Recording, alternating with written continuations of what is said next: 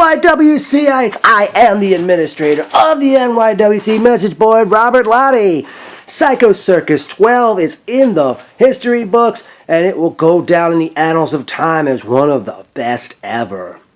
We start off the show with Mr. Entertainment Brian Vitko, the commissioner of NYWC. He comes to the ring and announces to the crowd that last month there was no winner between Rex Lawless and Mike Mondo to determine who would have the advantage in the Psycho Circus match. So he calls Mike Mondo and Mikey Whipwreck to the ring, and instead of a coin toss, Whipwreck suggests they do rock, paper, scissors.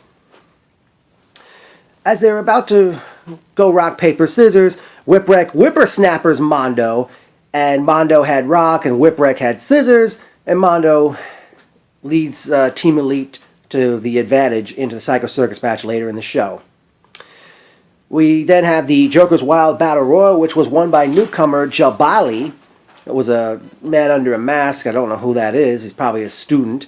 Among other participants were JT Kaysen, Ultimo Maya, the returning Odin Montez, the returning Wendell Oliver Wentworth, Thorson Creed. There were, I think, a few other students. And I believe then we had some new starlets make their debut. Aria Cadenza, Sammy Pickles, Deb Kane, and I didn't get the fourth lady's name. But then, just before it started, Larry Legend, who made his return to NYWC for the first time in months, he inserted himself into the Battle Royal, and the match was underway. Sadly, Larry Legend got eliminated first, as did all the other starlets, and Jabali will now get the opportunity to exercise his opportunity for, I don't know if it's a match at any time he wants or a title match he wants at any time he wants. Time will tell on that one. Next matchup, we saw the Grim Reaper defeat Alvin Alvarez, and Alvin really had his A game on, and it was quite a match, and Reaper won the matchup, but proclaimed his respect for Alvin, and they're definitely wait to see where either one of these guys go from here. The next matchup, we saw J-Ro defeat the Alpha Breed Chris Starks, or is it Stark? Very good matchup, and I don't know if Starks is a student of the NYWC Academy, but could someone please let me in on that one? I wouldn't be surprised if he's a student at CZW or someplace else, because he's definitely someone to look out for as well. Up next, Apollyon and Bill Carr was set to take on Rack and Sack for the #1 contendership of the tag team title. Before it got underway, Milk Chocolate, Randy Summers, and Brandon Watts inserted themselves, making it a three-way matchup, and Rack and Sack managed to win when both Milk Chocolate and Apollyon and Bill Carr were both counted out. Rack and Sack are still #1 contenders to the tag team championship. I couldn't believe that one spot where Randy Summers pulled down his trunks and bearing his hiney for all to see. And quite frankly, I don't think too many people wanted to see that. And I think I could have swore Brandon Watts eventually got his face thrown in there. Up next, the returning premier athlete Anthony Nese defeated Kentucky Gentleman Chuck Taylor in a very great matchup. It was much better than their last meeting at NYWC, which occurred back in late 2012. Can't remember which show that was. Very good matchup. Nese is back with a vengeance. Up next, we had the four-way Masters of the Mat match, which saw Drew Gulak defeat the Greek God Papa Don, John Silver, and Alex Reynolds in a very good matchup, which most of the contest, Silver was in the hole for most of the match, and he mounted a comeback near the end, and it looked like he was going to pull off a miracle comeback, but that didn't happen, as Gulak scored a submission with 2 seconds left. And an intermission was taken at that point, and at that point in time, they were getting the ring ready for the Psycho Circus match. There was some kind of commotion going on by the back door. I don't know if somebody snuck in or somebody got into a fight or there was some kind of a dispute over seating. I'd like to know what happened. Anybody know what happens? Fill me in on what went on over there. Then it was time for the Psycho Circus matchup. This year, all the championships were on the line. The vacant heavyweight title would be won when someone climbs the ladder retrieving the belt. The Starlet title was only won by pinfall. The Fusion title only won by submission, and the Tag Team title was won by... I'm sorry. Tag team title would be won by putting an opponent through a table. The order of entry, it started with Jesse Vane and Stockade, followed by Flawless Blake Morris, King Mega, Matt Justice, Chrissy Rivera, Marty Bell, Francis Kipling Stevens, Mike Mondo, Mikey Whipwreck, DJ Hyde, and Rex Lawless. So much craziness. Whipwreck brought a huge mound of snow and ice into play. Kendo sticks were used, crutches, cinder blocks. Of course, one set of ropes wrapped in barbed wire. I feel for Matt Justice getting thrown into that many times and he started to bleed up. Not entry. Here's how everything else went down. Marty Bell pinned Chrissy Rivera to retain the Starlet Championship. Mike Mondo climbed the ladder, retrieving the vacant NYWC heavyweight title. Jesse Vane and Matt Justice retained the tag team title, putting Stockade through a table.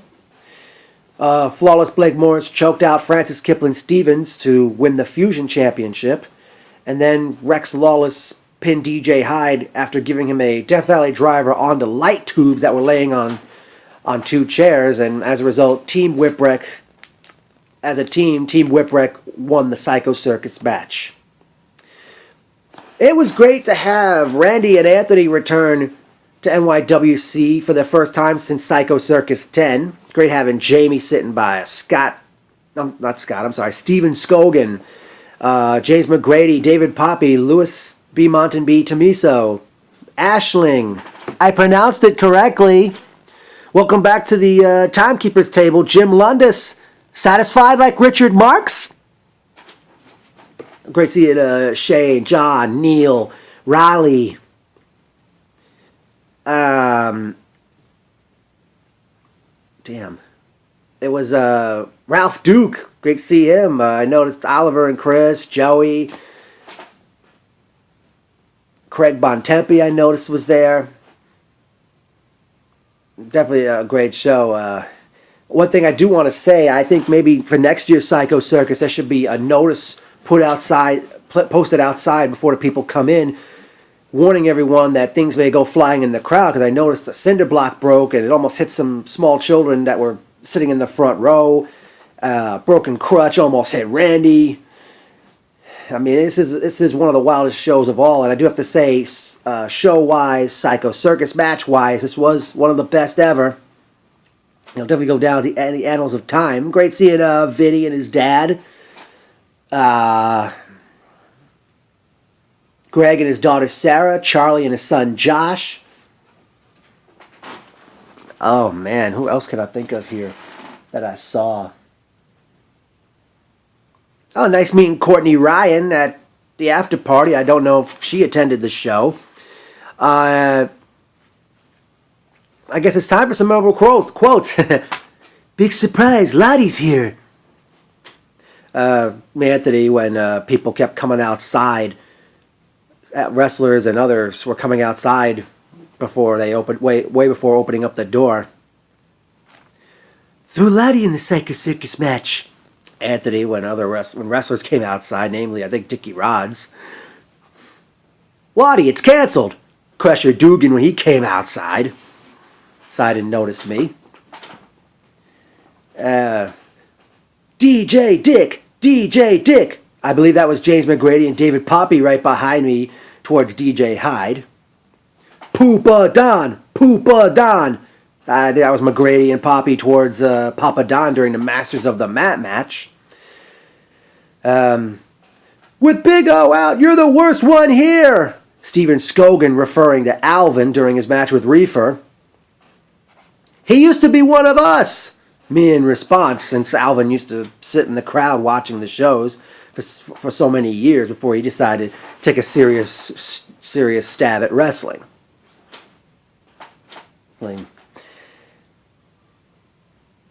Ooh. Now, I did go to the after party at Twisted Shamrock, and I want to say, Brian Vitko and Michelle, thank you so much for driving me down there. And here's another memorable quote that has nothing to do with the show. You weren't waiting 45 minutes. stupid bitch dispatcher at Suffolk County Taxi, and a big fuck you to them. I froze out there for so long. I gotta find some new taxi companies at these in the Deer Park area, because this is getting ridiculous, freezing my ass off in the winter. I mean, I froze out there for probably pretty much was 45 minutes. Who the fuck is she kidding? Let her freeze her ass off. She's in a nice warm dispatcher's office, wherever that's located. And by the way, that used to be known as Artie's Taxi. You're still using the same fucking number, people.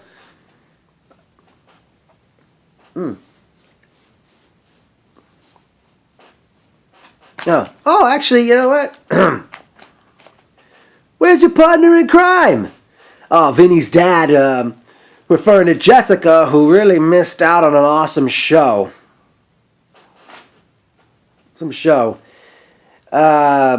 As I said, I went to the after party at Twisted Shamrock, and great to get up and do karaoke. I hadn't done karaoke since, wow, that's the last time I went to the one in New York City back in September, which I stopped going to. I got, actually, for those wondering, I noticed, oh crap, I'm glad somebody filmed me doing it, and I hope I do get to see it myself.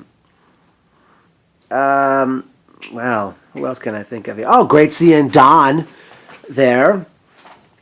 Well, I really gotta get better at these damn recaps. Ugh. Well, I guess it's time to let you all know, for those who missed the entire shindig, NYWC returns with Aftermath Saturday, March 22nd. And ladies and gentlemen, it's going to be very sweet for me because it's going to mark a decade. 10 years since I first ventured to NYWC back in March of 2004. And here's my match wish list. I'd like to see the newly crowned champion Mike Mondo defend the title against Mikey Whipwreck, since we did not get that match at Sideshow last month. I'd like to see Rack and Zach challenge Matt Justice and Jesse Bill for the tag team title. I'd like to see new Fusion champion Flawless Blake Morris challenge defend against Francis Tipper Stevens. I'd like to see the Grim Reaper take on Jay Rowe. No, I'm sorry, no.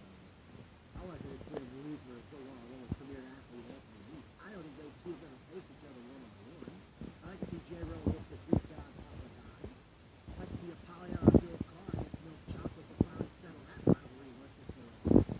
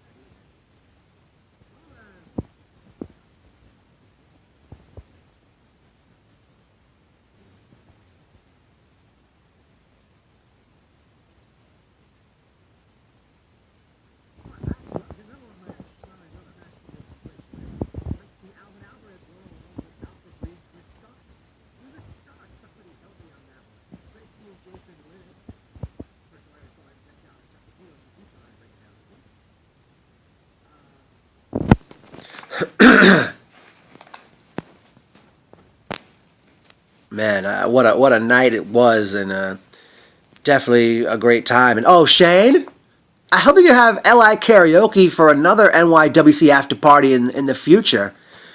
And, it'll be great. It was a great time. Oh, great talking to Steve Forge as well. Well, I guess that will do it. And ladies and gentlemen, NYWC rules, motherfuckers.